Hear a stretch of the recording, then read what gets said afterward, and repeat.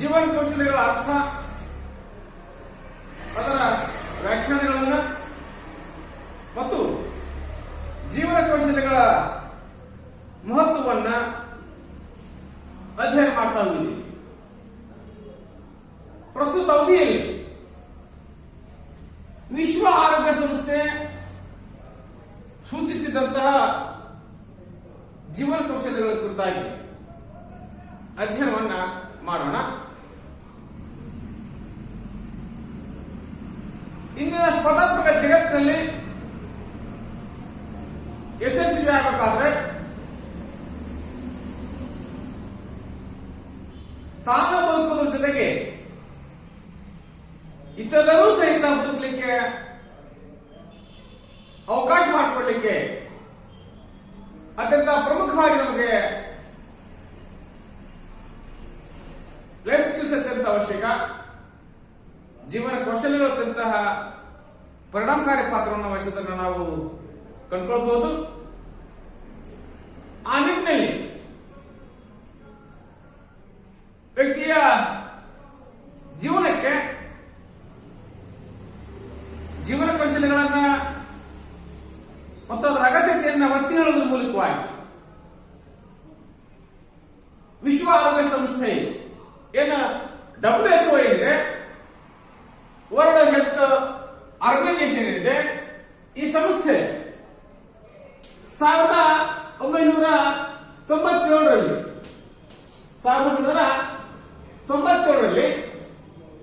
ಅತ್ಯಂತ ಪ್ರಮುಖವಾಗಿ 10 ಜೀವನ ಕೌಶಲ್ಯಗಳನ್ನ ಸೂಚಿಸುವುದರ ಮೂಲಕವಾಗಿ ಈ 10 ಜೀವನ ಕೌಶಲ್ಯಗಳನ್ನ ನೇರವಾಗಿ ಪಠ್ಯಕ್ರಮದಲ್ಲಿ ಅಳವಡಿಸುವ ಮೂಲಕವಾಗಿ ಮಕ್ಕಳಿಗೆ ಬೋಧನೆ ಮಾಡತಕ್ಕಂತಹ ಅಗತ್ಯತೆಯನ್ನ ಒತ್ತಿ ಹೇಳ್ತಾ ಹೋಗುತ್ತೆ. ಸ್ಪಷ್ಟವಾಗಿ ತಿಳಿಸ್ತಕ್ಕಂಥ ಕೆಲಸವನ್ನ WHO ಮಾಡ್ತಾ ಹೋಗುತ್ತೆ. ಆ ಹಿನ್ನೆಲೆಯಲ್ಲಿ ನಾವು ಜೀವನ ಕೌಶಲ್ಯಗಳನ್ನ ನೇರವಾಗಿ ವಿದ್ಯಾರ್ಥಿಗಳಿಗೆ ಬೋಧನೆ ಮಾಡತಕ್ಕಂತಹ ಬೋಧನಾ ಕಲಿಕಾ ಪ್ರಕ್ರಿಯೆಯಲ್ಲಿ ಅಳವಡಿಸತಕ್ಕಂತಹ ಕೆಲಸವನ್ನು ಪ್ರಸ್ತುತ ಅವಧಿಯಲ್ಲಿ ಮಾಡ್ತಾ ಹೋಗ್ತೀವಿ. ಅದರ ಹಿನ್ನೆಲೆಯಲ್ಲಿ ವಿಶ್ವ ಆರೋಗ್ಯ ಸಂಸ್ಥೆ ವರ್ಲ್ಡ್ ಹೆಲ್ತ್ ಆರ್ಗನೈಸೇಷನ್ ಏನಿದೆ, ಅದರಿಂದ ಪ್ರಮುಖವಾಗಿ 10 ಜೀವನ ಕೌಶಲ್ಯಗಳನ್ನ ತಿಳಿಸ್ತಕ್ಕಂಥ ಕೆಲಸವನ್ನು ಮಾಡ್ತಾ ಹೋಗುತ್ತೆ. ಆ 10 ಕೌಶಲ್ಯಗಳು ಯಾವುವು ಅಂತ ನಾವು ಕಂಡುಕೊಳ್ಳಕ್ಕೆ ಸಾಧ್ಯ ಆದ್ರೆ ವಿಮರ್ಶಾತ್ಮಕ ಚಿಂತನೆ, ಸೃಜನಾತ್ಮಕ ಚಿಂತನೆ, ನಿರ್ಣಯ ಕೈಗೊಳ್ಳುವಿಕೆ, ಸಮಸ್ಯೆ ಪರಿಹಾರ ಚಿಂತನೆ, ಪರಿಣಾಮಕಾರಿ ಸಂವಹನ, ಅಂತರ್ವ್ಯಕ್ತಿ ಸಂಬಂಧ, ಒತ್ತಡಗಳ ನಿರ್ವಹಣೆ, ಭಾವನೆಗಳ ನಿರ್ವಹಣೆ, ಸ್ವಯಂ ಅರಿವು ಮತ್ತು ಅನುಭೂತಿ. ಮನುಷ್ಯನ ಜೀವನಕ್ಕೆ ಮನುಷ್ಯ ತಾನು ಬದುಕಿ ಇತರರ ಬದುಕಿಗೆ ಅವಕಾಶ ಕೊಡುವುದರ ಮೂಲಕವಾಗಿ ತನ್ನ ಜೀವನವನ್ನ ಸುಖಮಯವಾಗಿ, ಸಂತೋಷವಾಗಿ, ಸಮೃದ್ಧವಾಗಿ ಕಳೆಯೋದಕ್ಕೆ ಅತ್ಯಂತ ಅವಶ್ಯಕವಾಗಿ ಬೇಕಾಗಿರ್ತಕ್ಕಂತಹ 10 ಜೀವನ ಕೌಶಲ್ಯಗಳನ್ನ WHO 1997ರಲ್ಲಿ ತಿಳಿಸ್ತಾ ಹೋಗುತ್ತೆ. ಅದರ ಹಿನ್ನೆಲೆಯಲ್ಲಿ ಪ್ರಸ್ತುತ ಅವಧಿಯಲ್ಲಿ ನಾವು ಜೀವನ ಕೌಶಲ್ಯವನ್ನು ಕುರಿತಾಗಿ ಅಧ್ಯಯನವನ್ನ ಮಾಡ್ತಾ ಹೋಗೋಣ. ಹಾಗಿದ್ದಾದ್ರೆ ಅದರಲ್ಲಿ ಫಸ್ಟ್ ಕಂಡುಕೊಳ್ಳಕ್ಕೆ ಸಾಧ್ಯ ಆಗುತ್ತೆ ವಿಮರ್ಶಾತ್ಮಕ ಚಿಂತನೆ. ಹಾಗಿದ್ದಾದ್ರೆ ವಿಮರ್ಶಾತ್ಮಕ ಚಿಂತನೆ ಅಂತಂದ್ರೆ ಏನು? ಒಬ್ಬ ವ್ಯಕ್ತಿ ಒಂದು ವಸ್ತು, ಒಂದು ವಿಷಯ, ಒಂದು ಪರಿಕಲ್ಪನೆಯ ಕುರಿತಾಗಿ ನಿರ್ದಿಷ್ಟವಾದಂತಹ ಮಾಹಿತಿಯನ್ನು ಸಂಗ್ರಹಿಸಿ ತನ್ನ ಅನುಭವದ ಆಧಾರದ ಮೇಲೆ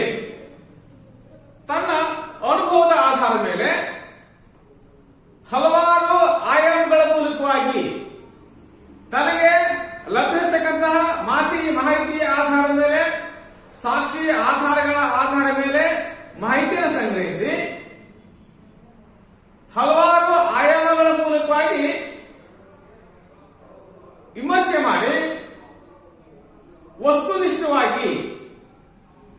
ವಸ್ತುನಿಷ್ಠವಾಗಿ ವಿಶ್ಲೇಷಣೆ ಮಾಡತಕ್ಕಂತಹ ಕ್ರಮ ಏನಿದೆ ಅದನ್ನು ವಿಶೇಷವಾಗಿ ವಿಮರ್ಶಾತ್ಮಕ ಚಿಂತನೆ ಕಂಡುಕೊಳ್ಳಿಕ್ಕೆ ಸಾಧ್ಯ ಆಗ್ತದೆ. ಹಾಗಾಗಿ ತನಗಿದ್ದಂತಹ ಮಾಹಿತಿಯನ್ನ ಮತ್ತು ಅನುಭವಗಳನ್ನ ವಸ್ತುನಿಷ್ಠ ರೀತಿಯಲ್ಲಿ ವಿಶ್ಲೇಷಣೆ ಮಾಡತಕ್ಕಂತಹ ವ್ಯಕ್ತಿಯ ವಿಶೇಷವಾದಂತಹ ಸಾಮರ್ಥ್ಯ ಏನಿದೆ, ಸ್ಪೆಷಲ್ ಕಾಂಪಿಟೆನ್ಸ್ ಅಂತ ನಾವು ಹೇಳ್ತಾ ಹೋಗ್ತೀವಿ, ಆ ವಿಶಿಷ್ಟವಾದಂತಹ ಸಾಮರ್ಥ್ಯವೇ ನಮ್ಮದಾದಂತಹ ಏನು ವಿಮರ್ಶಾತ್ಮಕ ಚಿಂತನೆ ಕಂಡುಕೊಳ್ಳಿಕ್ಕೆ ಸಾಧ್ಯ ಆಗ್ತದೆ. ಹಾಗಾಗಿ ವ್ಯಕ್ತಿಯ ಮನೋಭಾವ ಮತ್ತು ಅವನ ವರ್ತನೆಯನ್ನ ಪ್ರಭಾವಿಸತಕ್ಕಂಥ ಅಂಶ ಆಗಿರ್ಬೋದು ಅಥವಾ ಮೌಲ್ಯ ಆಗಿರ್ಬೋದು, ಸ್ನೇಹಿತರ ಮತ್ತು ಮಾಧ್ಯಮದ ಒತ್ತಡ ಆಗಿರ್ಬೋದು, ಈ ಅಂಶಗಳನ್ನು ಗುರುತಿಸುವ ಮೂಲಕವಾಗಿ ಅದನ್ನ ಮೌಲ್ಯಮಾಪನ ನಿರ್ದಿಷ್ಟವಾಗಿ ಮೌಲ್ಯಮಾಪನ ಮಾಡುವ ಮೂಲಕವಾಗಿ ಉತ್ತಮ ಆರೋಗ್ಯ ಹೊಂದಲಿಕ್ಕಾಗಿ ವಿಮರ್ಶಾತ್ಮಕ ಚಿಂತನೆ ಸಹಾಯ ಮಾಡ್ತಾ ಹೋಗುತ್ತೆ. ಹಾಗಾಗಿ ವ್ಯಕ್ತಿಯ ಉತ್ತಮ ಆರೋಗ್ಯಕ್ಕೆ ಸಹಾಯ ಮಾಡತಕ್ಕಂಥ ನಿಟ್ಟಿನಲ್ಲಿ ವಸ್ತುನಿಷ್ಠವಾಗಿ ಆಲೋಚಿಸುವ ಮೂಲಕವಾಗಿ ಒಂದು ನಿರ್ಧಾರ ಮಾಡತಕ್ಕಂತಹ ವ್ಯಕ್ತಿಯ ವಿಶಿಷ್ಟವಾದಂತಹ ಸಾಮರ್ಥ್ಯ ಏನಿದೆ ಅದನ್ನು ವಿಶೇಷವಾಗಿ ನಮ್ತಾ ಇದ್ದಂತಹ ವಿಮರ್ಶಾತ್ಮಕ ಚಿಂತನೆ, ಕ್ರಿಟಿಕಲ್ ಥಿಂಕಿಂಗ್ ಅಂತ ನಾವು ಅದನ್ನ ಅರ್ಥೈಸ್ತಾ ಹೋಗ್ತೇವೆ. ಹಾಗಾಗಿ ವಿಮರ್ಶಾತ್ಮಕ ಚಿಂತನೆಯ ಮೂಲ ಜೀವಶಕ್ತಿ ಆದಂದ್ರೆ ಪ್ರಶ್ನಿಸ್ತಕ್ಕಂಥ ವಿಧಾನ. ನಾವು ಒಂದು ವಿಷಯ ಕುರಿತಾಗಿ, ಒಂದು ವಸ್ತು ಕುರಿತಾಗಿ, ಒಬ್ಬ ವ್ಯಕ್ತಿ ಕುರಿತಾಗಿ, ಒಂದು ಪರಿಕಲ್ಪನೆ ಕುರಿತಾಗಿ ಏಕೆ, ಏನು, ಹೇಗೆ, ಎಲ್ಲಿ, ಯಾವಾಗ, ಹೇಗೆ ಈ ರೀತಿಯ ಪ್ರಶ್ನೆಗಳನ್ನು ಕೇಳಿದಾಗ ಅದಕ್ಕೆ ಪೂರಕವಾಗಿ ಸಾಕಷ್ಟು ಮಾಹಿತಿಯನ್ನು ಸಂಗ್ರಹ ಮಾಡಬಹುದು. ನಮಗೆ ಲಭ್ಯವಾದಂತಹ ಮಾಹಿತಿಯನ್ನ, ಲಭ್ಯವಾದಂತಹ ಸಾಕ್ಷ್ಯಾಧಾರಗಳನ್ನ ನಿಷ್ಕರ್ಷೆ ಮಾಡುವ ಮೂಲಕವಾಗಿ, ವಸ್ತುನಿಷ್ಠವಾಗಿ ಅಧ್ಯಯನ ಮಾಡುವ ಮೂಲಕವಾಗಿ, ವಸ್ತುನಿಷ್ಠ ರೀತಿಯಲ್ಲಿ ವಿಶ್ಲೇಷಣೆ ಮಾಡತಕ್ಕಂತಹ ವ್ಯಕ್ತಿಯ ವಿಶಿಷ್ಟವಾದಂತಹ ಸಾಮರ್ಥ್ಯ ಏನಿದೆ ಅದನ್ನು ವಿಶೇಷವಾಗಿ ಕ್ರಿಟಿಕಲ್ ಥಿಂಕಿಂಗ್ ಅಂತ ಅಥವಾ ವಿಮರ್ಶಾತ್ಮಕ ಚಿಂತನೆ ಕಂಡುಕೊಳ್ಳಿಕ್ಕೆ ಸಾಧ್ಯ ಆಗ್ತದೆ. ತದನಂತರದಲ್ಲಿ ಸೃಜನಾತ್ಮಕ ಚಿಂತನೆ, ಕ್ರಿಯೇಟಿವ್ ಥಿಂಕಿಂಗ್ ಅಂತ ನಾವು ಅದನ್ನ ಹೇಳ್ತಾ ಹೋಗ್ತೇವೆ. ಹಾಗಾದ್ರೆ ಸೃಜನಶೀಲ ಚಿಂತನೆ ಅಥವಾ ಸೃಜನಾತ್ಮಕ ಚಿಂತನೆ ಅಂತಂದ್ರೆ ಹೊಸದನ್ನ ಸೃಷ್ಟಿ ಮಾಡತಕ್ಕಂಥದ್ದು ಅಥವಾ ಇದ್ದದನ್ನ ಮಾರ್ಪಾಡುಗೊಳಿಸ್ತಕ್ಕಂಥ ವ್ಯಕ್ತಿಯ ವಿಶಿಷ್ಟವಾದಂತಹ ಸಾಮರ್ಥ್ಯ. ಹೇಳ್ತಾ ಹೋಗ್ತೀವಿ ಸಮ್ ನ್ಯೂ ಇನ್ನೋವೇಷನ್ಸ್ ಅಂತ ಹೇಳ್ತಾ ಹೋಗ್ತೀವಿ. Some new innovations are some of the modifications ಅಂತ. Some new innovations are some of the modification ಹೇಳ್ತಾ ಹೋಗ್ತೀವಿ. ಇದರ ಆಧಾರದ ಮೇಲೆ ಹೊಸ ವಸ್ತುವನ್ನ ಸೃಷ್ಟಿ ಮಾಡತಕ್ಕಂಥದ್ದು ಅಥವಾ ಇದ್ದಂತಹ ವಸ್ತುವನ್ನ, ಈಗಾಗಲೇ ಅಸ್ತಿತ್ವದಲ್ಲಿ ಇದ್ದಂತಹ ವಸ್ತುವನ್ನ ಮತ್ತೆ ಪರಿವರ್ತನೆಗೊಳಿಸ್ತಕ್ಕಂಥದ್ದು, ಅದನ್ನ ಬದಲಾಯಿಸತಕ್ಕಂತಹ, ಅದನ್ನ ಅಭಿವೃದ್ಧಿಗೊಳಿಸತಕ್ಕಂತಹ ಜ್ಞಾನ ಏನಿದೆ ಅಥವಾ ಚಟುವಟಿಕೆ ಏನಿದೆ ಅದನ್ನ ವಿಶೇಷವಾಗಿ ನಮ್ಮದಾಗಿದ್ದಂತಹ ಸೃಜನಶೀಲ ಚಿಂತನೆ ಕಂಡುಕೊಳ್ಳಕ್ಕೆ ಸಾಧ್ಯ ಆಗ್ತದೆ. ಹಾಗಾಗಿ ಹೊಸ ವಿಚಾರ ಇಲ್ಲದೆ ವಸ್ತುವನ್ನ ಸೃಷ್ಟಿಸುವ ಪ್ರಕ್ರಿಯೆ ಸೃಜನಶೀಲತೆ. ಹಾಗಾಗಿ ಈ ಕ್ರಿಯೇಟಿವಿಟಿ ಏನಿದೆ ಅಥವಾ ಕ್ರಿಯೇಟಿವ್ ಥಿಂಕಿಂಗ್ ಏನಿದೆ ನಮಗೆ 4 ಘಟಕಾಂಶಗಳ ಮೂಲಕ ಪ್ರಾಪ್ತ ಆಗೋದನ್ನ ನಾವು ಕಾಣಬಹುದು. 4 ಘಟಕಗಳನ್ನ ಒಳಗೊಳ್ಳೋದನ್ನು ಕಂಡುಕೊಳ್ಳಿಕ್ಕೆ ನಾವು ಪ್ರಯತ್ನ ಮಾಡ್ತಾ ಹೋಗ್ತೀವಿ. ಅದರಲ್ಲಿ ನಿರರ್ಗಳತೆ, ಫ್ಲೂಯೆನ್ಸಿ, ನಮ್ಯತೆ, ಫ್ಲೆಕ್ಸಿಬಿಲಿಟಿ, ಮೂಲ ಚಿಂತನೆ ಮತ್ತು ವಿಸ್ತೃತಗೊಳಿಸುವಿಕೆ ಎಲ್ಲವನ್ನೂ ನಾವು ಕಂಡುಕೊಳ್ಳಿಕ್ಕೆ ಪ್ರಯತ್ನ ಸಹಿತ ಮಾಡ್ತಾ ಹೋಗ್ತೀವಿ. ಹಾಗಾಗಿ ಈ 4 ಘಟಕಾಂಶಗಳನ್ನು ಒಳಗೊಳ್ಳುವ ಮೂಲಕವಾಗಿ ಹೊಸ ದೃಷ್ಟಿಕೋನವನ್ನು ಮೂಡಿಸ್ತಕ್ಕಂತಹ ಅಥವಾ ಚಟುವಟಿಕೆ ಕಂಡುಕೊಳ್ಳಿಕ್ಕೆ ಸಾಧ್ಯ ಆಗ್ತದೆ. ಹಾಗಾಗಿ ವಿಶೇಷವಾಗಿ ಒಬ್ಬ ವ್ಯಕ್ತಿಯಲ್ಲಿ ಸೃಜನಶೀಲ ಸಾಮರ್ಥ್ಯವನ್ನ ಮೂಡಿಸೋದಕ್ಕಾಗಿ ಹಲವಾರು ರೀತಿಯ ತಂತ್ರಗಳನ್ನು ನಾವು ಬಳಕೆ ಮಾಡೋದನ್ನ ಕಂಡುಕೊಳ್ಳಿಕ್ಕೆ ಪ್ರಯತ್ನ ಮಾಡಬಹುದು. ಅದರಲ್ಲಿ ಮನಮಂಥನ ತಂತ್ರ, ಆಟದ ತಂತ್ರ, ಮ್ಯಾಥಮೆಟಿಕ್ಸ್ ಅಂತ ಹೇಳ್ತಾ ನಾವು, ಜೊತೆಗೆ ವಿಸ್ತೃತಗೊಳಿಸುವಿಕೆ ಎಲ್ಲವನ್ನೂ ಕಂಡುಕೊಳ್ಳಿಕ್ಕೆ ಸಾಧ್ಯ ಆಗ್ತದೆ. ಈ 4 ತಂತ್ರಗಳನ್ನ ಬಳಕೆ ಮಾಡಿಕೊಳ್ಳುವ ಮೂಲಕವಾಗಿ ಒಬ್ಬ ವ್ಯಕ್ತಿಯಲ್ಲಿ ಸೃಜನಶೀಲ ಸಾಮರ್ಥ್ಯವನ್ನು ನಾವು ಹೆಚ್ಚಿಸಲಿಕ್ಕೆ ಪ್ರಯತ್ನ ಮಾಡುವುದನ್ನು ನಾವು ವಿಶೇಷವಾಗಿ ಹೇಳ್ತಾ ಹೋಗ್ತೀವಿ. ಅದಾದ ನಂತರದಲ್ಲಿ ನಿರ್ಣಯ ಕೈಗೊಳ್ಳುವಿಕೆ.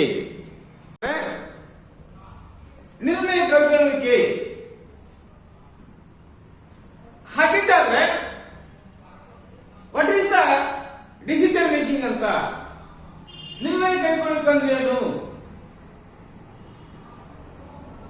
ಒಬ್ಬ ವ್ಯಕ್ತಿಗೆ ಎದುರಾಗ್ತಕ್ಕಂತಹ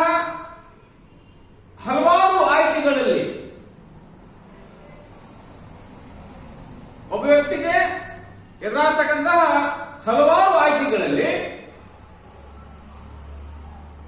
ಹಲವಾರು ದೃಷ್ಟಿಕೋನಗಳಿಂದ ವಿಮರ್ಶೆ ಮಾಡಿ ಅಥವಾ ವಿಚಾರ ಮಾಡುವ ಮೂಲಕ ಯೋಗ್ಯವಾದದ್ದನ್ನ ಆಯ್ಕೆ ಮಾಡತಕ್ಕಂತಹ ಸಾಮರ್ಥ್ಯ ಏನಿದೆ ಅದನ್ನು ವಿಶೇಷವಾಗಿ ನಿರ್ಣಯ ಕೈಗೊಳ್ಳಲಿಕ್ಕೆ ಅಂತ ಕಂಡುಕೊಳ್ಳಿಕ್ಕೆ ಸಾಧ್ಯ ಆಗುತ್ತೆ.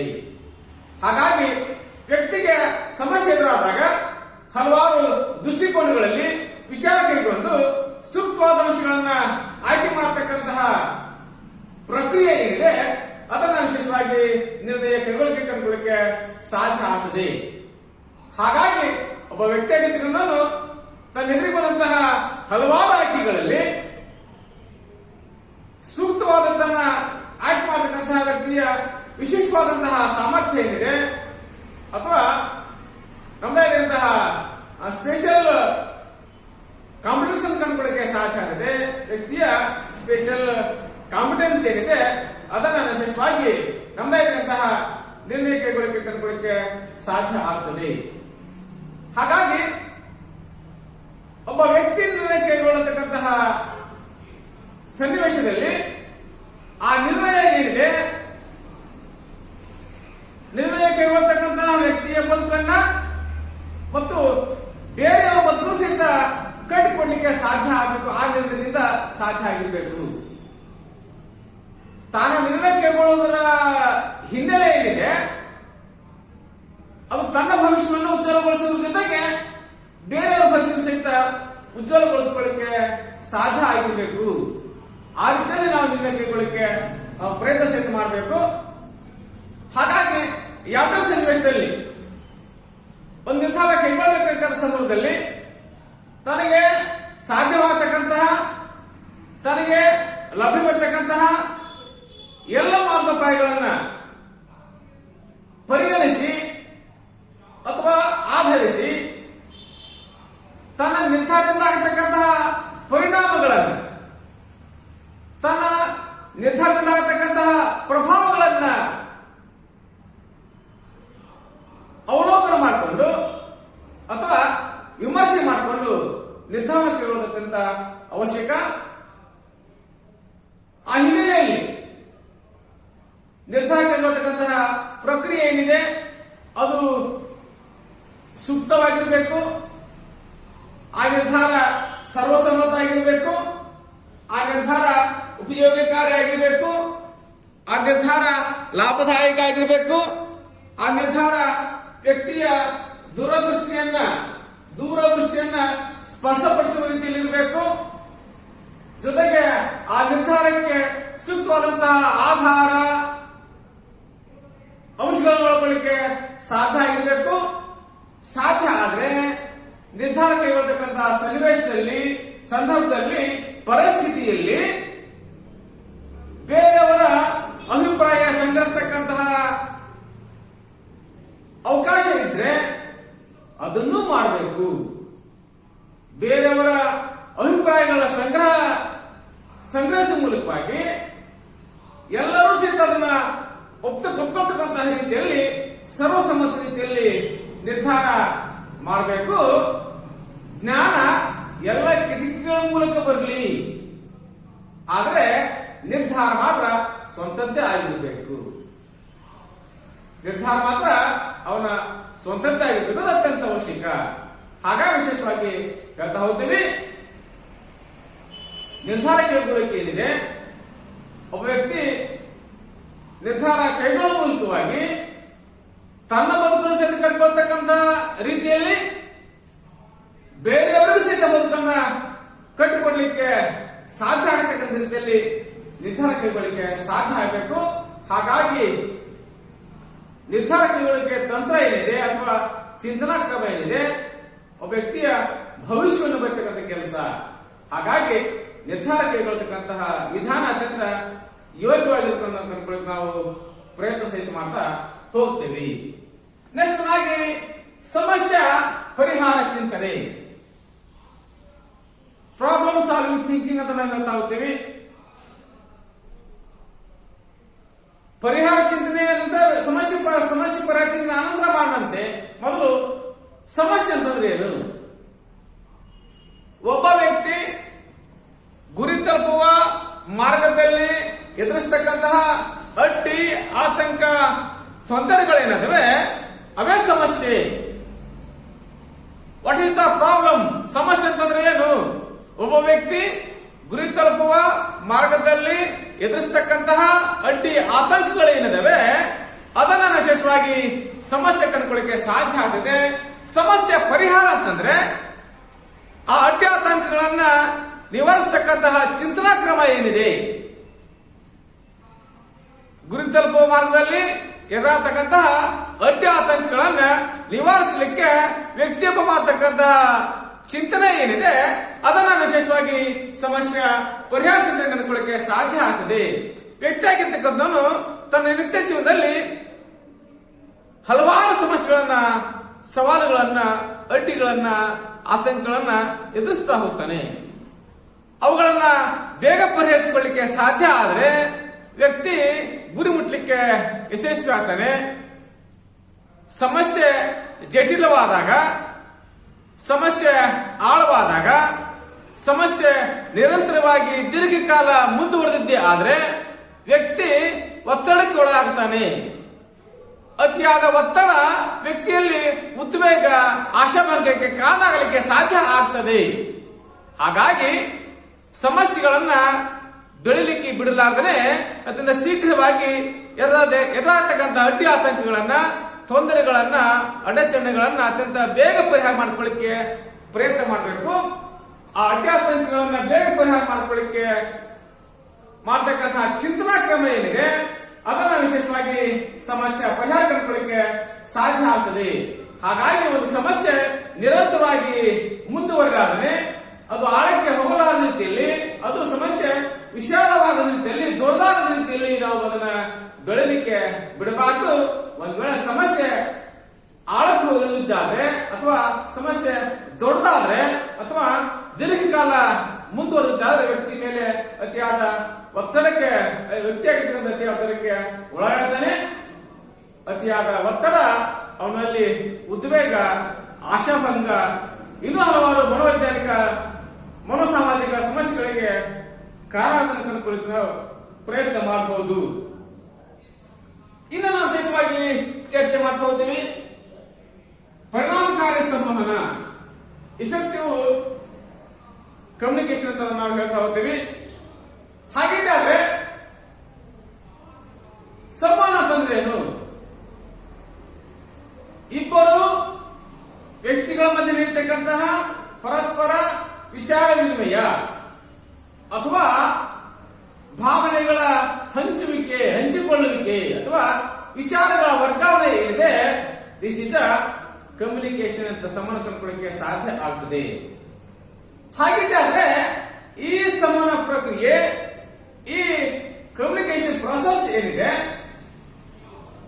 ವರ್ಬಲ್ ಆಗಿ ಆಗಿರ್ಬೋದು ಅಥವಾ ನಾನ್ ವರ್ಬಲ್ ಆಲೋಚಿತ ಆಗಿರ್ಬೋದು. ಹೀಗೆ ಇರಬೇಕಂತೇನಿಲ್ಲ. ಹಾಗಾಗಿ ಶಾಬ್ದಿಕ ರೀತಿಯಲ್ಲಿ ಆಲೋಚಿತ ಇರ್ಬೋದು, ಅಶಾಬ್ದಿಕ ರೀತಿಯಲ್ಲಿ ಆಲೋಚಿತ ಆಗಲಿಕ್ಕೆ ಸಾಧ್ಯ ಆಗ್ತದೆ. ಹಾಗಾಗಿ ವಿಶೇಷವಾಗಿ ಹೇಳ್ತಾ ಹೋಗ್ತೀವಿ, ಒಬ್ಬ ವ್ಯಕ್ತಿ ಶಾಬ್ದಿಕ ಮತ್ತು ಅಶಾಬ್ದಿಕ ರೀತಿಯಲ್ಲಿ ತನ್ನ ವಿಚಾರ, ಅಭಿಪ್ರಾಯ, ಅವಶ್ಯಕತೆ, ಭಾವನೆಗಳನ್ನು ಇನ್ನೊಬ್ಬರಿಗೆ ತಲುಪಿಸತಕ್ಕಂತಹ ಕಾರ್ಯವೇ ಸಂವಹನ. ಅನ್ನೋದನ್ನು ಕಂಡುಕೊಳ್ಳಕ್ಕೆ ಸಾಧ್ಯ ಆದ್ರೆ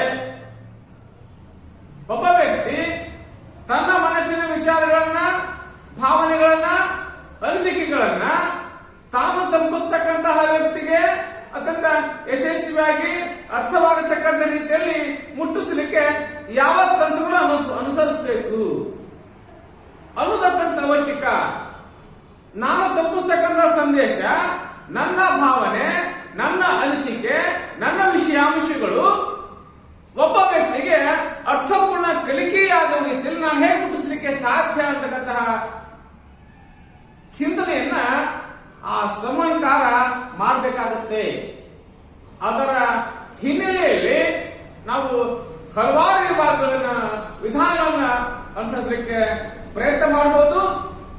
ಅದರಲ್ಲಿ ಪ್ರಮುಖವಾಗಿ ಸಂವಹನಕಾರನ ಭಾಷೆ ಅತ್ಯಂತ ಸರಳವಾಗಿರಬೇಕು ಮತ್ತು ನೇರವಾಗಿರಬೇಕು.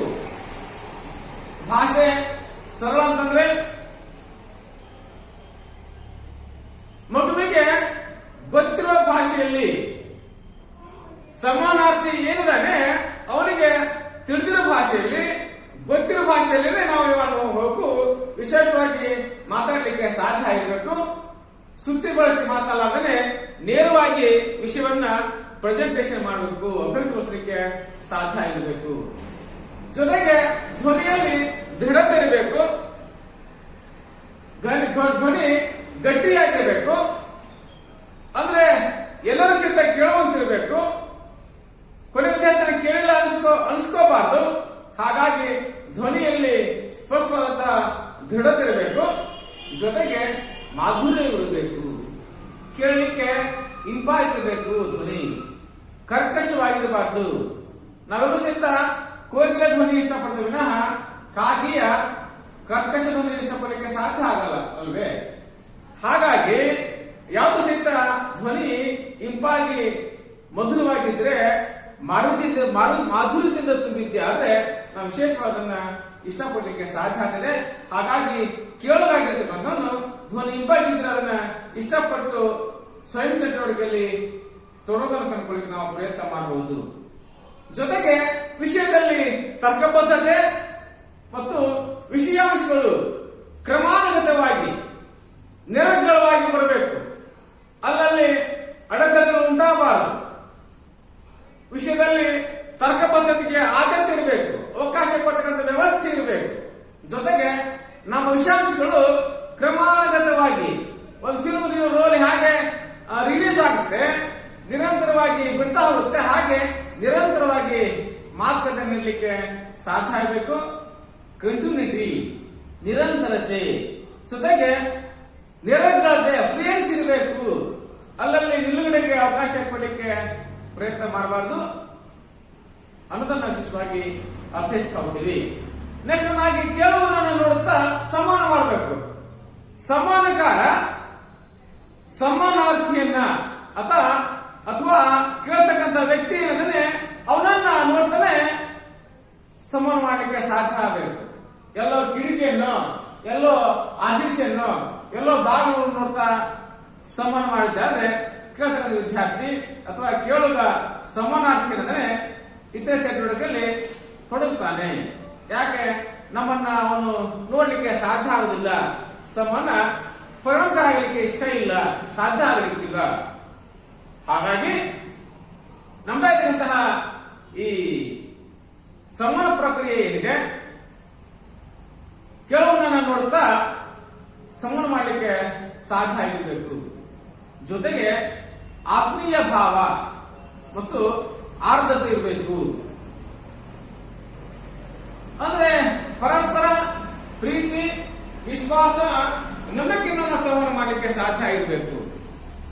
ಪರಸ್ಪರ ಪ್ರೀತಿ, ವಿಶ್ವಾಸ, ನಂಬಿಕೆಯಿಂದ ನಾವು ಸಂವಹನ ಮಾಡಲಿಕ್ಕೆ ಸಾಧ್ಯ ಆಗಿರಬೇಕು.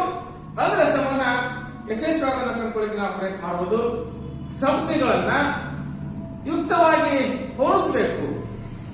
ಅಂದ್ರೆ ನಮ್ದಾಗಿದ್ದಂತಹ ಈ ಸಂಜ್ಞೆಗಳೇನವೆ, ಸೂಚನೆಗಳೇನವೆ ಅಥವಾ ಸಿಂಬಲ್ಸ್ಗಳೇನವೆ ಅವುಗಳನ್ನ ಕ್ರಮಾನುಗತ ರೀತಿಯಲ್ಲಿ ಅಥವಾ ಯುಕ್ತವಾಗಿ ಸಂದರ್ಭಕ್ಕನುಗುಣವಾಗಿ ಸನ್ನಿವೇಶಕ್ಕನುಗುಣವಾಗಿ ಅವುಗಳನ್ನ ವಿಶೇಷವಾಗಿ ಬಳಕೆ ಮಾಡಲಿಕ್ಕೆ ಸಾಧ್ಯ ಆಗಿರಬೇಕು. ಆ ಶಬ್ದಗಳ ಪರಿಚಯ, ಸ್ಪಷ್ಟ ತಿಳುವಳಿಕೆ, ಜ್ಞಾನ ಸಮನಾರ್ಥಿಗೆ ಅಥವಾ ಕೇಳುಗನಿಗೆ ಅದರ ಅರಿವಿರಬೇಕು. ಅಂದ್ರೆ ಮಾತ್ರ ಇಲ್ಲೇ ಹೋದ್ರೆ ಹಲವಾರು ಶಬ್ದಗಳು ಹಲವಾರು ರೀತಿಯ ಸಮಸ್ಯೆಗಳನ್ನ ಎಡವಟ್ಟುಗಳನ್ನ ತಂದೊಡ್ತಕ್ಕಂಥ ಕೆಲಸವನ್ನ ನಾವು ನೋಡ್ತಾ ಹೋಗ್ತೀವಿ. ಹಾಗಾಗಿ ಶಬ್ದಗಳನ್ನ, ಸೂಚನೆಗಳನ್ನ, ಸಿಂಬಲ್ಗಳನ್ನ ಆದಷ್ಟು ಯುಕ್ತವಾಗಿ ಪೂರೈಸಲಿಕ್ಕೆ ಸಾಧ್ಯ ಇರಬೇಕು. ನಿಂತಿರೋ ಭಂಗಿಯಲ್ಲಿ ದೃಢತೆ ಇರಬೇಕು. ಶಿಕ್ಷಕ ಆಗಿರ್ತಕ್ಕಂಥವನು ನಿಲ್ತಕ್ಕಂಥ ಭಂಗಿ ಸಹಿತ ನಮ್ದಾಗಿರ್ತಕ್ಕಂತಹ ಕಮ್ಯುನಿಕೇಶನ್ ಮೇಲೆ ಅಥವಾ ಸಂವಹನ ಮೇಲೆ ವಿಶೇಷವಾದಂತಹ ಪ್ರಭಾವ ಬೀರ್ತಾ ಹೋಗುತ್ತೆ.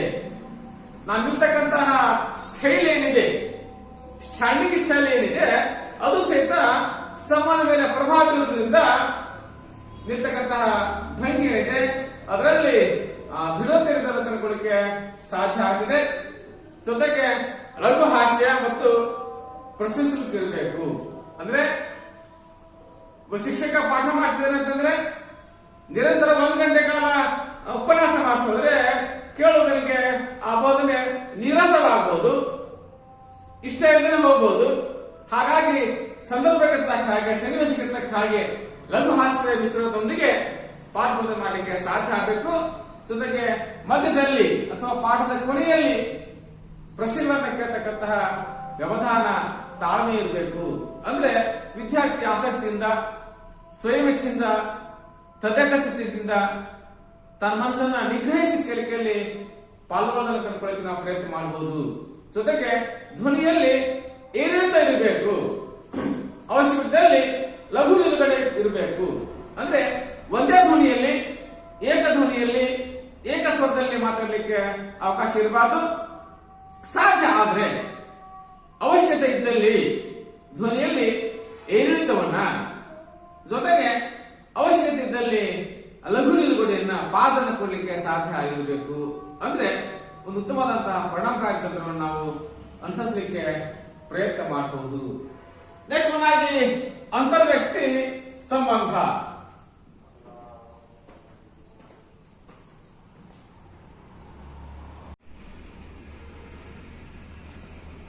ಅಂತರ್ವ್ಯಕ್ತಿ ಸಂಬಂಧ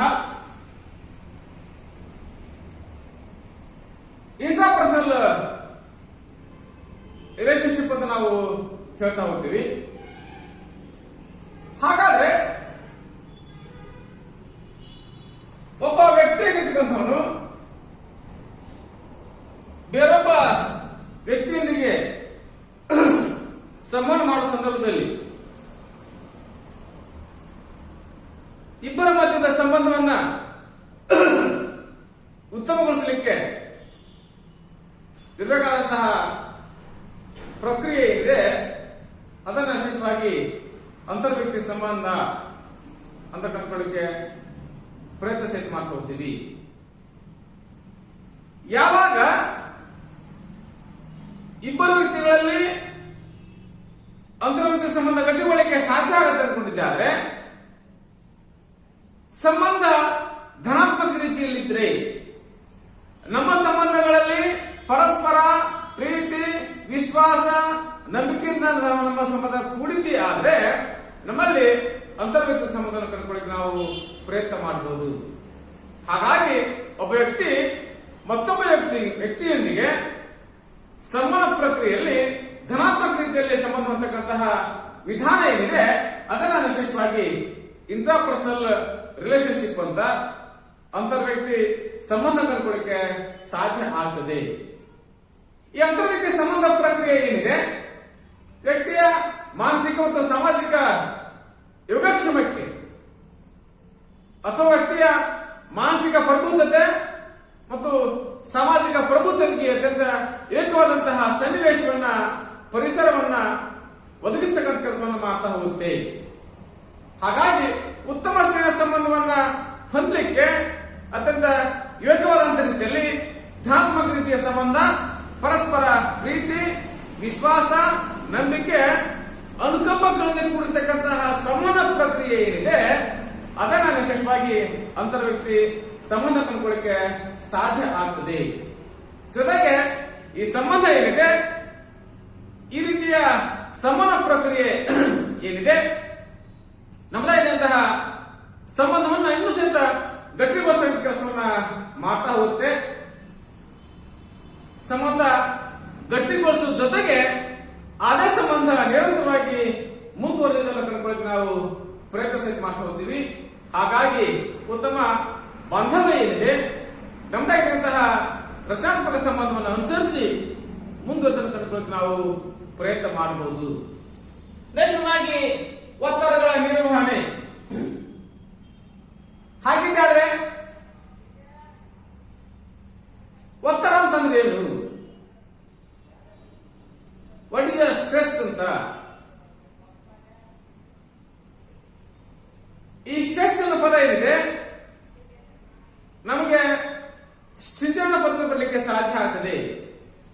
ಈ ಸ್ಟ್ರೆಸ್ ಅನ್ನೋ ಪದ ಏನಿದೆ ನಮಗೆ ಈ ಪದ ಬರತಕ್ಕಂಥದ್ದು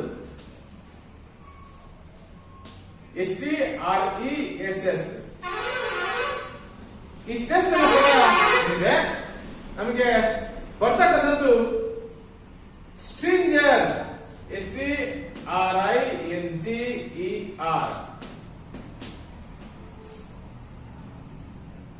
ಅನುಪದ ಬರಲಿಕ್ಕೆ ಸಾಧ್ಯ ಆಗುತ್ತೆ. ಈ ಸ್ಟ್ರಿಂಜರ್ ಅಂತಂದ್ರೆ ಕ್ಲೇಶ, ವಿಪತ್ತು, ನೋವು. ಹಾಗಿದ್ದಾದ್ರೆ ನಾವು ಒತ್ತಡ ಅಂತಂದ್ರೆ ಒಬ್ಬ ವ್ಯಕ್ತಿಗೆ ತಾನು ಮಾಡತಕ್ಕಂತಹ ಕೆಲಸವನ್ನ ಮುಂದುವರಿಸಲಾಗದ ಮಾನಸಿಕ ಸ್ಥಿತಿ ಏನಿದೆ, ತಾನು ಮಾಡುವ ಕೆಲಸವನ್ನ ಮುಂದುವರಿಸಲಾಗದ ಮಾನಸಿಕ ಸ್ಥಿತಿ ಏನಿದೆ ಅದನ್ನ ನಾವು ವಿಶೇಷವಾಗಿ ಒತ್ತಡ ಕಂಡುಕೊಳ್ಳಕ್ಕೆ ಸಾಧ್ಯ ಆಗ್ತದೆ. ಈ ಒತ್ತಡ ಹಲವಾರು ಸಮಸ್ಯೆಗಳಿಗೆ ಕಾರಣವಾದನ್ನು ನಾವು ನೋಡಬಹುದು. ಒಬ್ಬ ವ್ಯಕ್ತಿ ಮೇಲೆ ಅದು ಮಾನಸಿಕವಾಗಿ ಪ್ರಭಾವ ಬೀಳ್ತಾ ಹೋಗುತ್ತೆ. ಅತಿಯಾದ ಒತ್ತಡ ಉದ್ವೇಗಕ್ಕೆ ಕಾರಣ ಆಗುತ್ತೆ. ಅತಿಯಾದ ಉದ್ವೇಗ ಆಶಾಭಂಗಕ್ಕೆ ಕಾರಣ ಆಗ್ತದೆ. ಅತಿಯಾದ ಉದ್ವೇಗ ಆಶಾಭಂಗ ಆಗ್ತದೆ, ವ್ಯಕ್ತಿಯ ಸಾವಿಗೂ ಕಾರಣ ಆಗಬಹುದು. ಹಾಗೆ ನೋಡ್ತಾ ಹೋದ್ರೆ ಒಂದು ಹಂತದ ಒತ್ತಡ ವ್ಯಕ್ತಿಯ ಯಶಸ್ಸಿಗೆ ಕಾರಣ ಆದರೆ ಅತಿಯಾದ ಒತ್ತಡ ವ್ಯಕ್ತಿಯ ಸಾವಿಗೆ ಕಾರಣ ಆಗ್ತಾ ಹೋಗುತ್ತೆ. ಒಂದು ಹಂತದ ಒತ್ತಡ ವ್ಯಕ್ತಿಯ ಯಶಸ್ಸಿಗೆ ಕಾರಣ ಆದರೆ ಅತಿಯಾದ ಒತ್ತಡ ಏನಿದೆ ವ್ಯಕ್ತಿಯ ಸಾವಿಗೆ ಕಾರಣ ಅಂತ ಕಂಡುಕೊಳ್ಳಕ್ಕೆ ನಾವು ಪ್ರಯತ್ನ ಮಾಡಬಹುದು. ಪ್ರಸ್ತುತ ದಿನಮಾನಗಳಲ್ಲಿ ಉನ್ನತ ಶಿಕ್ಷಣ ಪಡ್ಕೊಂಡಂತ ಎಷ್ಟೋ ಜನ ಆತ್ಮಹತ್ಯೆ ಮಾಡ್ಕೊಳ್ತಾರೆ. ಉನ್ನತ ಹುದ್ದೆಯಲ್ಲಿ ಇದ್ದಂಥವ್ರು ಎಷ್ಟೋ ಜನ ಆತ್ಮಹತ್ಯೆ ಮಾಡ್ಕೊಳ್ತಾರೆ. ಅಂತ ಒತ್ತಡ ಏನಿತ್ತು ಅವರಿಗೆ. ಹಾಗಾಗಿ ಅತಿಯಾದ ಒತ್ತಡ ವ್ಯಕ್ತಿಯ ಸಾವಿಗೆ ಕಾರಣ ಅಂದ್ರೆ ಒಂದು ಹಂತದ ಒತ್ತಡ ಏನಿದೆ ವ್ಯಕ್ತಿಯ ಯಶಸ್ಸಿಗೆ ಕಾರಣ ಅದನ್ನು ಕಂಡುಕೊಳ್ಳಕ್ಕೆ ನಾವು ಪ್ರಯತ್ನ ಮಾಡಬಹುದು. ಹಾಗಾಗಿ ಸಾಧ್ಯ ಆದಷ್ಟು ಮಟ್ಟಿಗೆ ಒತ್ತಡವನ್ನು ನಾವು ತಿಳ್ಕೊಳ್ಳಿಕ್ಕೆ ಪ್ರಯತ್ನ ಮಾಡಬೇಕು. ಅದಕ್ಕೆ ನಾವು ಹರಿಹರ ಮಹಾದೇವನ ಉದಾಹರಣೆ ಕೊಡ್ತಾ ಹೋಗ್ತಾರೆ. ಮನೋವಿಜ್ಞಾನಿ ಹರಿಹರ ಮಹಾದೇವನ ಒಂದು ಉದಾಹರಣೆ ಕೊಡ್ತಾ ಹೋಗ್ತಾರೆ. ಒಂದು ವಿದ್ಯುತ್ ತಂತಿ ಇರುತ್ತೆ, ವೈರ್ ಇರುತ್ತೆ. ಆ ವೈರ್ ಮೂಲಕ ನಾವು ಮಾಡ್ತೀವಿ ಕರೆಂಟ್ ವಿದ್ಯುತ್ ವಾಹಕ ಮಾಡಿ ಲೈಟ್ ಆನ್ ಮಾಡಿರ್ತೇವೆ. 100 ಅಥವಾ 200 ಕ್ಯಾಂಡಲ್ ಬಲ್ಬ್ ಅನ್ನ 100 ಅಥವಾ ಆನ್ ಮಾಡ್ತೀವಿ. ಆ ವೈರ್ನಲ್ಲಿ ಅದರ ಸಾಮರ್ಥ್ಯಕ್ಕೆ ಅನುಗುಣವಾಗಿ ವಿದ್ಯುತ್ ಪ್ರವಾಹ ಆದ್ರೆ 100 ಮತ್ತು 200 ಕ್ಯಾಂಡಲ್ ಬಲ್ಬ್ ಏನಿದೆ ಇದು ಆನ್ ಆಗಿ ನಮಗೆ ಬೆಳಕನ್ನು ನೀಡುತ್ತೆ. ಒಂದು ವೇಳೆ 100 ಕ್ಯಾಂಡಲ್ ಕಿಂತ ಸಹಿತ ಇದರಲ್ಲಿ 100 ಕ್ಯಾಂಡಲ್ ಅಲ್ಲಿ 200 ಕ್ಯಾಂಡಲ್ ಪವರ್ ಸಪ್ಲೈ ಆಗಿತ್ತಂದ್ರೆ ಅದೇನಾಗುತ್ತೆ, ವೈರ್ ಬರ್ನ್ ಆಗುತ್ತೆ. ಹಾಗೇನೆ ಒತ್ತಡವೂ ಸಹಿತ ಅತಿಯಾದ ಒತ್ತಡ, ಒಂದು ಹಂತದ ಒತ್ತಡ ವ್ಯಕ್ತಿಯ ಯಶಸ್ಸಿಗೆ ಕಾರಣ ಅಂದ್ರೆ ಅತಿಯಾದ ಒತ್ತಡ ವ್ಯಕ್ತಿಯ ಸಾವಿಗೆ ಕಾರಣ ಕಂಡುಕೊಳ್ಳಕ್ಕೆ ನಾವು ಪ್ರಯತ್ನ ಮಾಡಬಹುದು. ನಾವೆಲ್ಲ ಮನೆಯಲ್ಲಿ ಮಾಡ್ತಾ ಹೋಗ್ತೀವಿ, ರೈಸ್ ಮಾಡ್ತೀವಿ, ಅದಕ್ಕೆ ಕುಕ್ಕರ್ ಬಳಕೆ ಮಾಡ್ಕೊಳ್ತೀವಿ.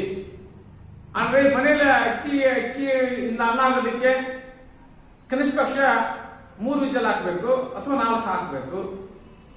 ಇನ್ನು ಆದ್ರೆ 5 ಆಗ್ಬಹುದು.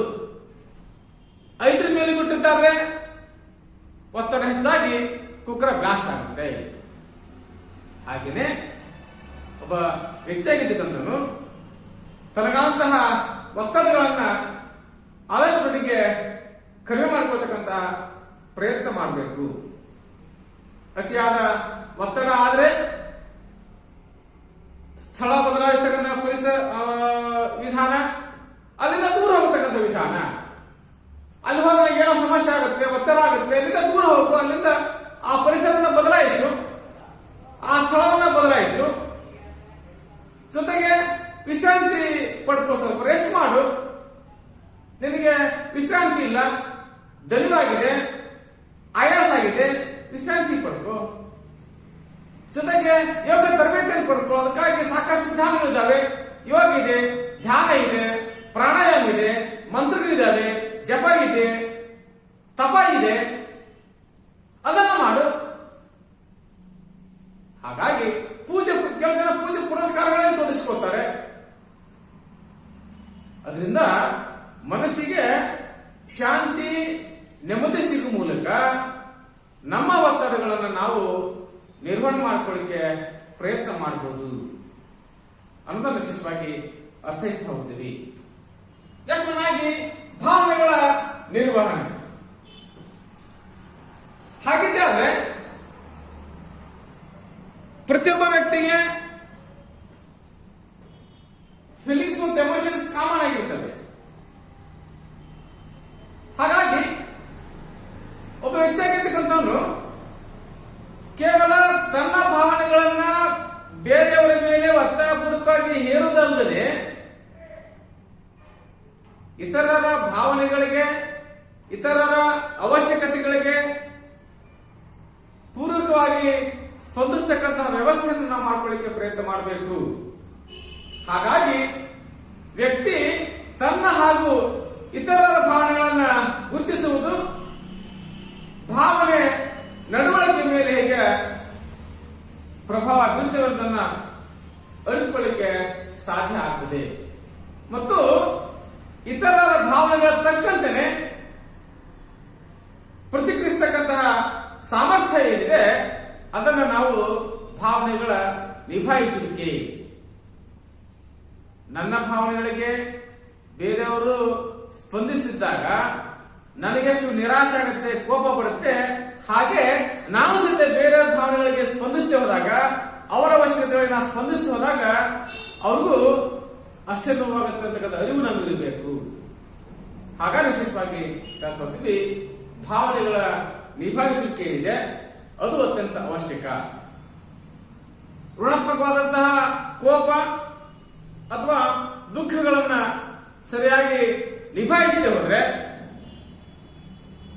ನಮ್ಮ ದೈಹಿಕ ಆರೋಗ್ಯದ ಮೇಲೆ, ನಮ್ಮ ಮಾನಸಿಕ ಆರೋಗ್ಯದ ಮೇಲೆ ಅವು ಪ್ರಭಾವ ಬೀರ್ತಾ ಹೋಗ್ತವೆ. ಈ ಜೀವ ಸಾಕು, ಈ ಜೀವ ನಶ್ವರ, ಇಲ್ಲಿ ಏನಿಲ್ಲ ಅಂತ ಅನ್ಸುತ್ತೆ, ಹಾಗ ಸಾಯಕ್ಕೂ ಆಗುದಿಲ್ಲ. ಹೌದು, ಸತ್ತೋಗ್ತಿ ವಾಟ್ ನೆಕ್ಸ್ಟ್. ಒಂದು ಸಾವು ಹಲವು ಸಮಸ್ಯೆಗಳನ್ನು ಸೃಷ್ಟಿ ಮಾಡ್ತಾ ಹೋಗುತ್ತೆ. ಹಾಗಾಗಿ ನಾವು ಹೇಳ್ತಾ ಹೋಗ್ತೀವಿ, ನಮಗೆ ಎದುರಾದಂತಹ ಕೋಪವನ್ನ, ದುಃಖವನ್ನ ತಡ್ಕೊಳ್ತಕ್ಕಂತಹ ಸಾಮರ್ಥ್ಯವನ್ನು ನಾವು ಬೆಳೆಸ್ಕೊಳ್ಬೇಕು. ಅದಕ್ಕೆ ಹೇಳ್ತಾ ಹೋಗ್ತಾರೆ, ಹಿರಿಯರು ಹೇಳ್ತಾ ಹೋಗ್ತಾರೆ, ಸಿಟ್ಟಿಗೆಯಲ್ಲಿ ಬುದ್ಧಿ ಕೊಡಬಾರದು, ಕೋಪದಲ್ಲಿ ನಿರ್ಧಾರವನ್ನ ತೆಗೆದುಕೊಳ್ಬಾರದು, ಜೀವ ಸಾಕು ಅನಿಸುತ್ತೆ, ಹೌದು ವಾಟ್ ನೆಕ್ಸ್ಟ್, ಇವರ್ ಡೆತ್ ವಾಟ್ ನೆಕ್ಸ್ಟ್, ಸತ್ವತಿಯ ಮುಂದೇನು. ಒಂದು ಸಾವು ಹಲವು ಸಮಸ್ಯೆಗಳನ್ನು ಸೃಷ್ಟಿ ಮಾಡ್ತಾ ಹೋಗುತ್ತೆ. ಹಾಗಾಗಿ ಈಸಬೇಕು, ಜಯಿಸಬೇಕು ಅನ್ನೋದನ್ನು ನಾವು ನೋಡ್ತಾ ಹೋಗ್ತೀವಿ. ವ್ಯಕ್ತಿಯಾಗಿರ್ತಕ್ಕಂಥವನು ಸಿಟ್ಟು, ಹಠ, ಭಿನ್ನ ಯೋಚನೆ, ಭಯ, ಲೈಂಗಿಕ ಬಯಕೆ, ಸೋಲು, ಅವಮಾನ ಇನ್ನು ಮುಂತಾದವುಗಳನ್ನ ಎದುರಿಸ್ತಾ ಹೋಗ್ತಾನೆ. ಅಂತಹ ಸನ್ನಿವೇಶದಲ್ಲಿ ಹಲವಾರು ಪ್ರಾಪಂಚಿಕ ಸಂಗತಿಗಳಿಂದ ಉಂಟಾದಂತಹ ಒತ್ತಡವನ್ನ, ಭಾವನಾತ್ಮಕ ಅಂಶಗಳನ್ನ ಹತೋಟಿಗೆ ತರ್ತಕ್ಕಂಥ ವ್ಯವಸ್ಥೆ, ಉದ್ಯೋಗಗಳನ್ನ ಹತೋಟಿಗೆ ತರ್ತಕ್ಕಂತಹ ವ್ಯವಸ್ಥೆ ಸಾಧ್ಯ ಇಲ್ಲದಿದ್ದಾಗ ವ್ಯಕ್ತಿ ಹಲವಾರು ಸಮಸ್ಯೆಗಳನ್ನ ಎದುರಿಸುವುದನ್ನು ನಾವು ನೋಡಬಹುದು. ಹಾಗಾಗಿ ವ್ಯಕ್ತಿಯ ದೈಹಿಕ ಮತ್ತು ಮಾನಸಿಕ ವ್ಯಕ್ತಿತ್ವದ ಮೇಲೆ ಅದು ದುಷ್ಪರಿಣಾಮವನ್ನು ಬೀರುವುದನ್ನು ನಾವು ಕಂಡುಕೊಳ್ಳಕ್ಕೆ ಪ್ರಯತ್ನ ಮಾಡಬಹುದು. ಹಾಗಾಗಿ ವ್ಯಕ್ತಿ ತನ್ನ ಪ್ರಾಣಗಳನ್ನ ನಿಯಂತ್ರಣ ಮಾಡೋದಕ್ಕಾಗಿ ಅಥವಾ ಕಂಟ್ರೋಲ್ ಮಾಡೋದಕ್ಕಾಗಿ ಹಲವಾರು ತಂತ್ರಗಳನ್ನು ನಾವು ಅನುಸರಿಸಲಿಕ್ಕೆ ಪ್ರಯತ್ನ ಮಾಡಬೇಕು. ಆ ತಂತ್ರಗಳು ಯಾವುವು ಅಂತಂದ್ರೆ ಧ್ಯಾನ, ಯೋಗ. ನಾವು ಧ್ಯಾನ ಮಾಡೋದ್ರಿಂದ, ಯೋಗ ಮಾಡೋದ್ರಿಂದ ನಮ್ಮ ಚಿತ್ತವೃತ್ತಿ ಅಥವಾ ಮನಸ್ಸು ಏನಿದೆ ಅದನ್ನ ನಾವು ನಿಯಂತ್ರಣ ಮಾಡಬಹುದು. ನಮ್ಮ ಇಂದ್ರಿಯಗಳನ್ನ ನಾವು ನಿಯಂತ್ರಣ ಮಾಡ್ತಾ ಹೋದ್ರೆ ಅರ್ಧ ಸಮಸ್ಯೆಗಳು ದೂರ ಆದ ಹಾಗೆ. ಹಾಗಾಗಿ ನಮ್ಮ ಇಂದ್ರಿಯಗಳನ್ನು ನಾವು ನಿಯಂತ್ರಣ ಮಾಡಲಿಕ್ಕೆ ಸಾಧ್ಯ ಆಗಿರಬೇಕು. ಸ್ವ ಆಪ್ತ ಸಮಾಲೋಚನೆ, ನಮ್ಮ ಸಮಸ್ಯೆಗಳಿಗೆ ನಮ್ಮ ಮನಸ್ಸು ಮೂಲ ಕಾರಣ, ನಮ್ಮ ಬಯಕೆ ಮೂಲ ಕಾರಣ, ನಮ್ಮ ಭಾವನೆಗಳ ಮೂಲ ಕಾರಣ. ಹಾಗಾಗಿ ನಮ್ಮ ಭಾವನೆಗಳನ್ನ ವ್ಯಕ್ತಪಡಿಸುವಾಗ ನಾವು ನಮ್ಮ ಸಾಮರ್ಥ್ಯ ಎಷ್ಟು, ನನ್ನ ಪ್ರಯತ್ನ ಎಷ್ಟು, ನನ್ನ ಇರತಕ್ಕಂತಹ ಏನು ದೌರ್ಬಲ್ಯಗಳು ಏನು, ನನಗಿದ್ದಂತಹ ಅವಕಾಶಗಳು ಏನು, ಅದರ ಆಧಾರದ ಮೇಲೆ ನನ್ನ ಅನಿಸಿಕೆಗಳನ್ನ, ನನ್ನ ಕಾಮನೆಗಳನ್ನ, ನನ್ನ ಭಾವನೆಗಳನ್ನ ವ್ಯಕ್ತಪಡಿಸಲಿಕ್ಕೆ ನಾವು ಪ್ರಯತ್ನ ಮಾಡ್ಕೋಬೇಕು. ಇಲ್ಲಿ ಹೋದ್ರೆ ಅವಮಾನ, ಸೋಲು, ಮುಜುಗರ, ಆಶಾಭಂಗಗಳು ಸಹಜವಾಗಿ ನಾವು ಎದುರಿಸಬೇಕಾಗತ್ತೆ ಅನ್ನೋದು ನಮಗೆ ಕಲ್ಪನೆಯಲ್ಲಿರಬೇಕು. ತದನಂತರದಲ್ಲಿ ಧನಾತ್ಮಕ ಚಿಂತನೆಯನ್ನು ಪ್ರೇರೇಪಿಸತಕ್ಕಂಥದ್ದು. ಯಾವುದೋ ಸಹಿತ ನಾನು ಗೆಲ್ಲತಕ್ಕಂಥ ಮನೋಭಾವ ಇರಬೇಕು. Failure is A step of the success ಅಂತೆ. ಸೋಲು ಗೆಲುವಿನ ಸೋಪಾನ. ಹಾಗಾಗಿ ಸೋಲಿಗೆ ಹಂಚಿಕೊಂಡ್ರೆ ನಾನು ಸ್ಪರ್ಧೆ ಮಾಡಲಿಕ್ಕೆ ಸಾಧ್ಯನೇ ಇಲ್ಲ. Positive thinking is A of the victory. ಅಂದ್ರೆ ಧನಾತ್ಮಕ ಚಿಂತನೆ ಏನಿದೆ ಅರ್ಧ ಪಂದ್ಯ ಗೆದ್ದ ಹಾಗೆ. Positive thinking is A of the victory. ಧನಾತ್ಮಕ ಚಿಂತನೆ ಏನಿದೆ ಅದು ಅರ್ಧ ಪಂದ್ಯವನ್ನು ಗೆದ್ದ ಹಾಗೆಯೇ. ಕೇವಲ ದೈಹಿಕ ಶ್ರಮ ಮಾತ್ರ ಇರ್ತದೆ, ಮಾನಸಿಕ ನಾವು ಅಲ್ಲೇ ಗೆದ್ದಾಗಿರುತ್ತೆ. ಹಾಗಾಗಿ ವಿಶೇಷವಾಗಿ ಹೇಳ್ತೀವಿ, ಧನಾತ್ಮಕ ಚಿಂತನೆಯನ್ನ ಮಾಡ್ಕೊಂಡು ಮೂಡಿಸ್ಕೊಳ್ಳಿಕ್ಕೆ ಸಾಧ್ಯ ಆಗಿರಬೇಕು. ಜೊತೆಗೆ ಸ್ಥಳ ಸನ್ನಿವೇಶಗಳನ್ನು ಬದಲಾಯಿಸತಕ್ಕಂಥ ವಿಧಾನ. ನಮಗೆ ಭಾವನೆಗಳನ್ನ ಕಂಟ್ರೋಲ್ ಮಾಡ್ಕೊಳ್ಳಿಕ್ಕೆ ಸಾಧ್ಯ ಇಲ್ಲ ಅಂದ್ಕೊಂಡಾಗ ಆ ಪರಿಸರವನ್ನು ಬದಲಾಯಿಸತಕ್ಕಂಥದ್ದು, ಆ ಸ್ಥಳವನ್ನ ಬದಲಾಯಿಸತಕ್ಕಂಥದ್ದು, ಅಲ್ಲಿಂದ ದೂರ ಹೋಗ್ತಕ್ಕಂಥದ್ದು ವಿಧಾನ, ಅಥವಾ ಬೇರೆ ಚಟುವಟಿಕೆಯಲ್ಲಿ ತೊಡಗುವುದರ ಮೂಲಕ ಆ ಸನ್ನಿವೇಶಗಳನ್ನ, ಆ ಘಟನೆಗಳನ್ನ ಮರೆಯೋದಕ್ಕೆ ಸಾಧ್ಯ ಆಗ್ತದೆ. ಹಾಗಾಗಿ ಸ್ಥಳ ಸನ್ನಿವೇಶಗಳನ್ನ, ಪರಿಸರಗಳನ್ನ ಬದಲಾಯಿಸುವ ಮೂಲಕ ನಾವು ಭಾವನೆಗಳನ್ನ ನಿಯಂತ್ರಣ ಮಾಡಿಕೊಳ್ಳಿಕ್ಕೆ ಪ್ರಯತ್ನ ಮಾಡಬಹುದು. ಮುನ್ನೆಚ್ಚರಿಕೆ ತಿಳುವಳಿಕೆ ಅದು ಬರ್ತದೆ ಗೊತ್ತಿದೆ, ಮತ್ತೆ ನಾವು ಸಿಲುಕಿ ಹಾಕೊಳ್ಬೇಕು, ಅರುಗಾಗ್ಬೇಕು, ದೂರ ಸರಿಬೇಕು ಅಲ್ವೇ?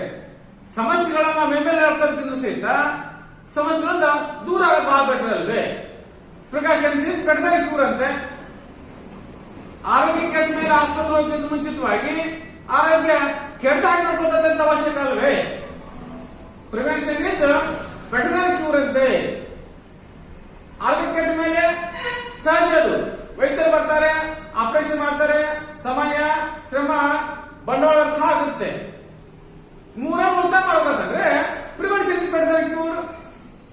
ಆರೋಗ್ಯ ಕೆಟ್ಟದಾಗಿ ನೋಡ್ಕೊಳ್ತಕ್ಕಂಥ ಅತ್ಯಂತ ಅವಶ್ಯಕ. ಹಾಗಾಗಿ ಮುನ್ನೆಚ್ಚರಿಕೆ ತಿಳುವಳಿಕೆ ಮೂಡಿಸಿಕೊಳ್ಳಿಕ್ಕೆ ಪ್ರಯತ್ನ ಮಾಡಬೇಕು.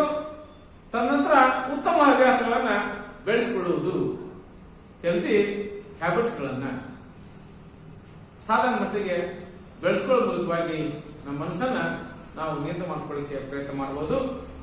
ಜೊತೆಗೆ ಸೃಜನಶೀಲ ಆಸಕ್ತಿ ಬೆಳೆಸಿಕೊಳ್ಳುವ ಪ್ರಕ್ರಿಯೆ.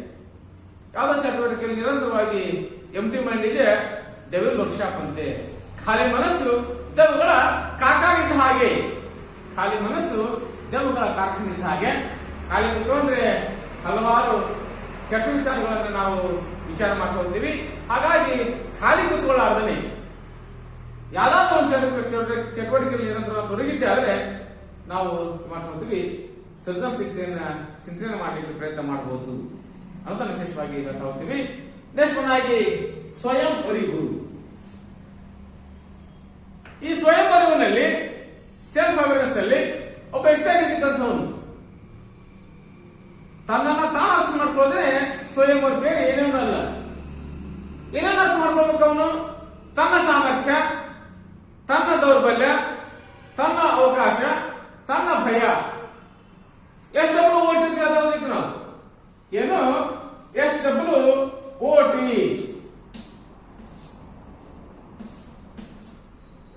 ಅಂದ್ರೆ ನಾವು ವಿಶೇಷವಾಗಿ ಸ್ಟ್ರೆಂತ್ ಅಂತೆ.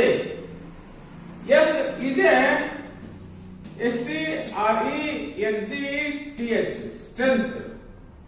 Weakness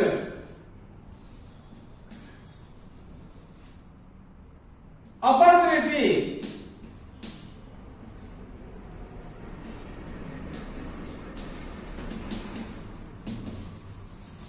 Opportunity. ಮತ್ತೊಂದು T ಇದೆ ಥ್ರೀಟ್ ಅಂತ. THREAT. ಒಂದು ನಮ್ಮ ಶಕ್ತಿ, ನಮ್ಮ ದೌರ್ಬಲ್ಯ, ನಮ್ಮ ಅವಕಾಶ, ನಮ್ಮ ಭಯ.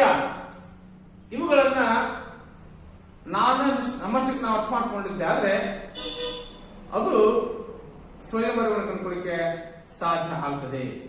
ಹಾಗಾಗಿ ನಾವು ವಿಶೇಷವಾಗಿ SWOT ಏನಿದೆ, ನಮ್ಮ ಸ್ಟ್ರೆಂತ್ ಅನ್ನ, ನಮ್ಮ ವೀಕ್ನೆಸ್ ಅನ್ನ, ನಮ್ಮ ಅಪಾರ್ಚುನಿಟಿಗಳನ್ನ, ನಮ್ಮ ಥೀಟ್ ಅನ್ನ ಅಂದ್ರೆ ಭಯವನ್ನ ನಾವು ಅರ್ಥ ಮಾಡ್ಕೊಂಡಿದ್ದೆ ಆದ್ರೆ ನಾವು ಅದನ್ನ ಸರಳವಾಗಿ ಗುರಿ ಮುಟ್ಲಿಕ್ಕೆ ಪ್ರಯತ್ನ ಮಾಡಬಹುದು.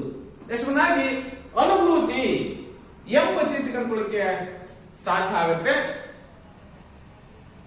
ವಿಶೇಷವಾಗಿ ನಾವು ಚರ್ಚೆ ಮಾಡ್ತಾ ಹೋದಂತೆ ಬೇರೆಯವರ ಅವಶ್ಯಕತೆ, ಬೇರೆಯವರ ಬಯಕೆ, ಬೇರೆಯವರ ಭಾವನೆಗಳನ್ನ ಗೌರವಿಸತಕ್ಕಂತಹ ಮನೋಭಾವ ಏನಿದೆ ಅದೇ ದಿಶೆಯಿಂದ ಎಂಪತಿ, ಅನುಭೂತಿ ಕಂಡುಕೊಳ್ಳಿಕ್ಕೆ ಸಾಧ್ಯ ಆಗ್ತದೆ.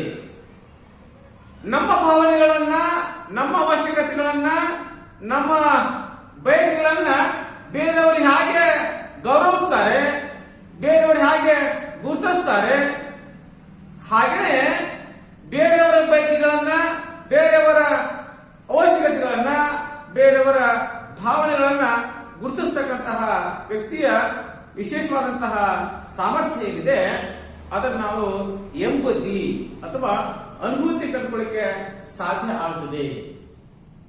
ನಾವು ಬೇರೆಯವರ ಭಾವನೆಗಳಿಗೆ, ಬೇರೆಯವರ ಅವಶ್ಯಕತೆಗಳಿಗೆ, ಬೇರೆಯವರ ಬಯಕೆಗಳಿಗೆ ನಾವು ಗೌರವವನ್ನು ಸೂಚಿಸಿದ್ದೆ ಆದ್ರೆ ಅವರ ಮಧ್ಯ ಸಂಬಂಧ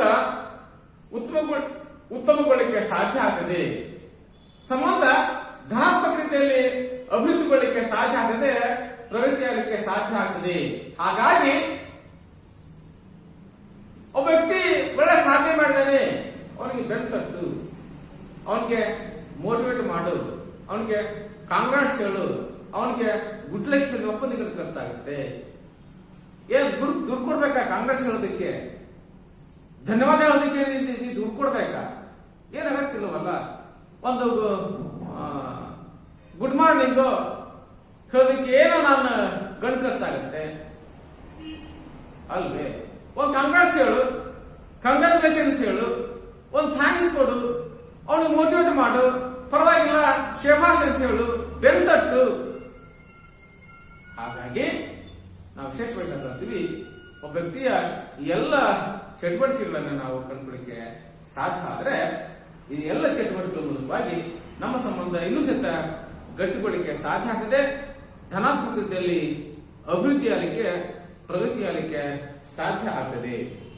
ಹಾಗಾಗಿ ನಾವು ವಿಶೇಷವಾಗಿ ಹೇಳ್ತೀವಿ, ಬೇರೆಯವರು ತೊಂದರೆಗೆ ಸಿಲುಕಿದಾಗ, ಸಮಸ್ಯೆಗೆ ಸಿಲುಕಿದಾಗ ಅವರಿಗೆ ಸಾಂತ್ವನವನ್ನ, ಎರಡು ಅನುಕಂಪದ ನುಡಿಗಳನ್ನ, ಎರಡು ಕರುಣೆಯ ಮಾತುಗಳನ್ನು ಹೇಳಿದ್ದೆ ಆದ್ರೆ ಅವ್ರಿಗೆ ನಮ್ಮ ಮೇಲೆ ಭರವಸೆ ಮೂಡ್ತದೆ, ನಂಬಿಕೆ ಮೂಡ್ತದೆ.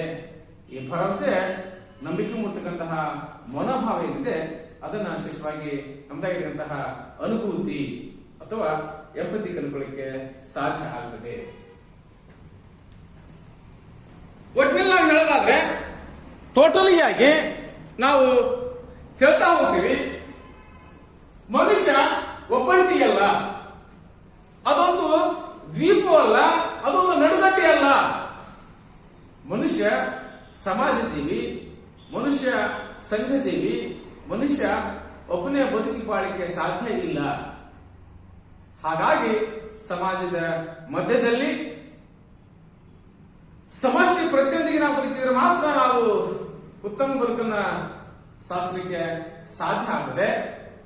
ಹಾಗಾಗಿ ಸಮಾಜ ಒಪ್ತಕ್ಕಂಥ ರೀತಿಯಲ್ಲಿ, ಸಮಾಜ ನಮ್ಮನ್ನ ಗುರುತಿಸ್ತಕ್ಕಂಥ ರೀತಿಯಲ್ಲಿ, ಸಮಾಜ ನಮ್ಮನ್ನ ಗೌರವಿಸ್ತಕ್ಕಂಥ ರೀತಿಯಲ್ಲಿ, ಸಮಾಜ ನಮ್ಮನ್ನ ಆಧರಿಸ್ತಕ್ಕಂಥ ರೀತಿಯಲ್ಲಿ, ಸಮಾಜ ನಮ್ಮನ್ನ ಅನುಸರಿಸ್ತಕ್ಕಂಥ ರೀತಿಯಲ್ಲಿ ಒಂದು ಸಮಾಜಕ್ಕೆ ಒಂದು ಮಹಾಮಾರ್ಗವನ್ನು, ಆಗ ನಡೆದಂತೆ ಮಾರ್ಗ ಆಗಬಾರದು, ನಾನು ನಡೆದದ್ದು ಮಾರ್ಗ ಆಗ್ಬೇಕು. ಆನೆ ನಡೆದಂತೆ ಮಾರ್ಗ ಯಾಕೆ ಆಗ್ಬೇಕು? ನಾನು ನಡೆದದ್ದು ಮಾರ್ಗ ಆಗ್ಬೇಕು. ಮಹಾಮಾರ್ಗವನ್ನು ಕಂಡುಕೊಳ್ತಕ್ಕಂತಹ ವ್ಯಕ್ತಿತ್ವ ನಮ್ಮಲ್ಲಿರೋದನ್ನ ನಾವು ಕಂಡುಕೊಳ್ಳಕ್ಕೆ ಸಾಧ್ಯ ಆಗ್ತದೆ. ಹಾಗಾಗಿ ಕೇವಲ ಆನೆ ನಡೆದದ್ದು ಮಾರ್ಗ ಅಲ್ಲ, ನಾನು ನಡೆದದ್ದು ಮಾರ್ಗ ಅಂತಕ್ಕಂತಹ ವರ್ತನೆ ಏನಿದೆ ಅದನ್ನ ವಿಶೇಷವಾಗಿ ಜೀವನ ಕೌಶಲ್ಯ ಕಂಡುಕೊಳ್ಳಕ್ಕೆ ಸಾಧ್ಯ ಆಗ್ತದೆ. ಎಲ್ಲರಿಗೂ ಧನ್ಯವಾದಗಳು.